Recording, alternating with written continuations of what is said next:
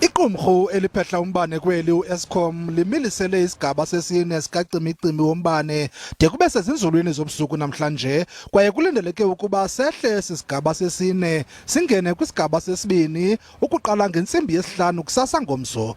Eli qumrhu lithi isigaba sesithathu sikacimicimi siza kuqala ngentsimbi yesine emva kwemini ngomso de kube sezinzulwini zobusuku kwaye nangolwesine iza kuqhuba le nkqubo.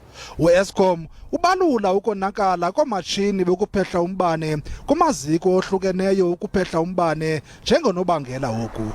Between 5 a.m. on Wednesday and 4 p.m. on Wednesday, there will be no load shedding. Luyakhula ke uloyiko lokuba le meko yalo cimicimi ingaba maxongona ngakumbi eli lizibone lekwisithoko-thoko sobumnyama.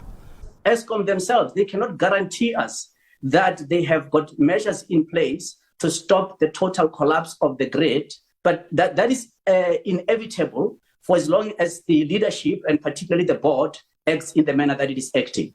Lo kaRhadima uhlabe ikhwelo kwibhodi entsha kwaEskom ukuba ithabathele amanyathelo amagosa oyisakalayo ukwenza umsebenzi wawo kweli qumrhu.